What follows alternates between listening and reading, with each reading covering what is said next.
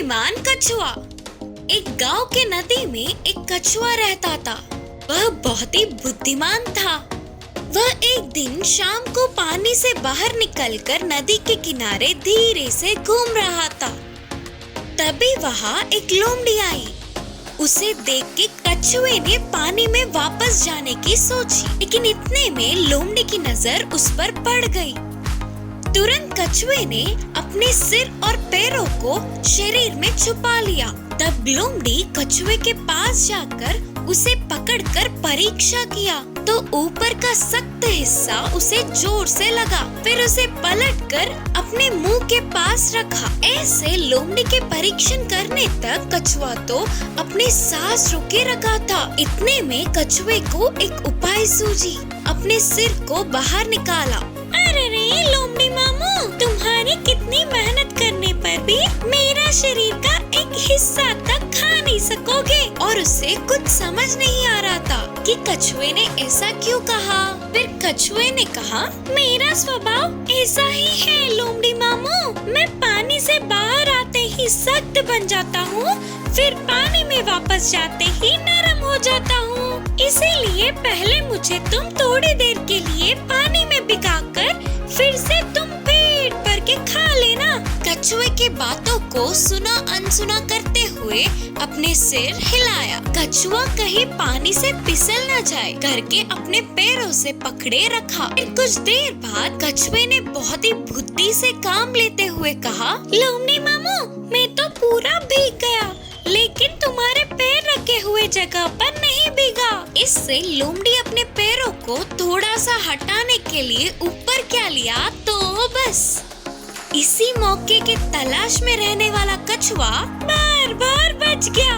बोलते हुए झट से पानी में से निकल गया। इस कहानी से हमें यह शिक्षा मिलती है कि मुश्किल कितनी भी बड़ी क्यों ना हो, उसका हल हम निकाल ही लेंगे। शेर और चूहे की कहानी।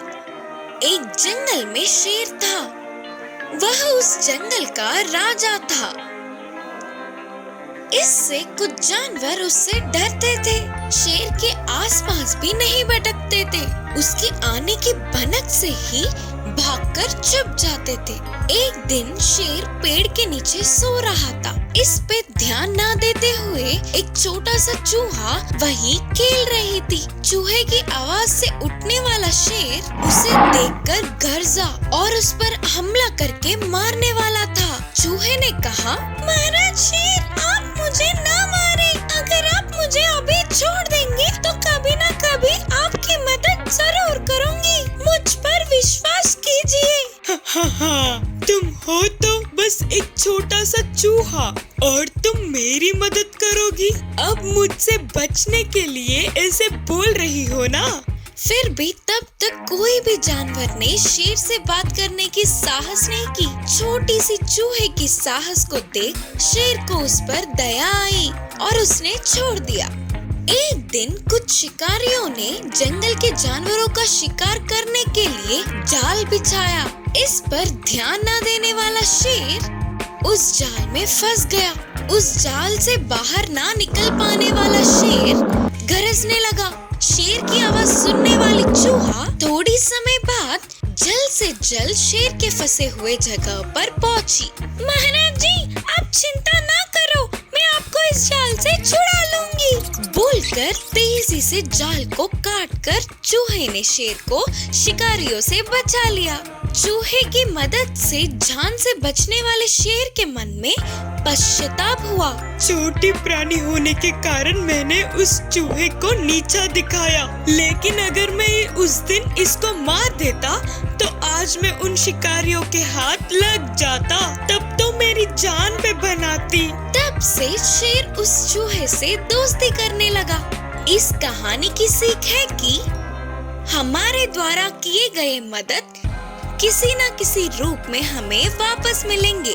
गाय और बाघ की कहानी। एक गांव में एक गाय रहती थी। वह सबसे मिलजुल कर रहती थी, हमेशा अपने मालिक की बात को मानते हुए पालतू जानवर की तरह भरोसेमंद थी। एक दिन उसके जंगल में घास चरते समय उधर ही आए हुए बाघ की नजर उस पर पड़ी। इतनी सुंदर और पुष्ट गाय को देखते ही बाघ को तब तक की भूख वह गाय पे चढ़ने जा रहा था।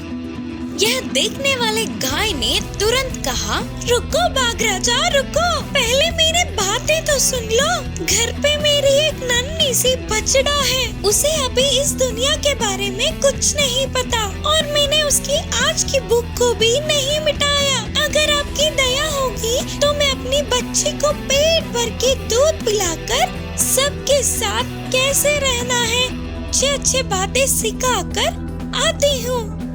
हंस पड़ा और बोला, हाँ, कितने विश्वास से बोल रही हो। हाथ आए हुए आहार को छोड़ने के लिए मैं पागल हूँ क्या? मैं बहुत भूखा हूँ। तुम्हारी इन बनाई बनाए बातों में नहीं आऊंगा। ऐसे तुम्हें छोड़ दूंगा सोच रही हो क्या? अरे नहीं बाघ राजा, मुझ पर भरोसा करो, मैंने कभी भी असत्य नहीं कहा है। अगर आपकी दया हो तो मैं जाकर मेरे बच्चे को पेट भर के दूध पिलाकर आऊंगी। ऐसे मिली जिंदगी को मुझे नहीं जीना। भूख से तड़पने वाले आपकी भूख को मिटाने से अच्छा कोई और पुण्य का काम नहीं होगा। मुझ पर भरोसा करें।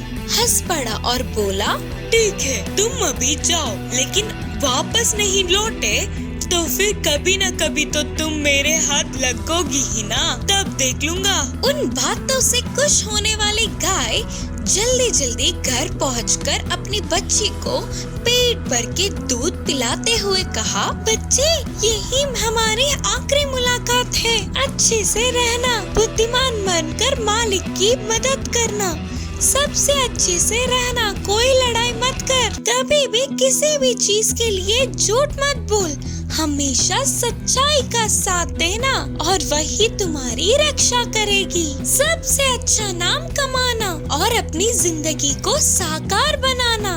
बोलते हुए उसे कुछ चीजें समझा सिखाकर वह वापस जंगल लौटने लगी। वही जंगल में गाय की इंतजार करने वाले बाघ को दूर से गाय आती हुई दिखी। वह चौंक कर बोला, आहा, ये गाय कितनी भरोसेमंद है, अपनी बात की पक्की है, मेरा आहार बनने के लिए वापस आ रही है। वह अपनी प्राणों से भी ज्यादा अपनी वचन को पूरा करने वाली गाय कितनी महान है। ऐसी सत्यवादी को मैं मारूंगा तो मेरे सिर पर पाप चढ़ेगा, पाप करके बाघ ने सोचा। गाय के नजदीक आते ही बोला, हे महान गाय, तुम कितनी सत्यवादी हो, अपनी वचन के लिए, बात के लिए अपने प्राणों की भी चिंता ना करते हुए मेरा आहार बनने के लिए आई हो। अगर मैं तुम्हें मार दूंगा तो मुझे महापाप चढ़ेगा। तुम्हें छिड़ाने के लिए मुझे माफ करना। मेरी भूख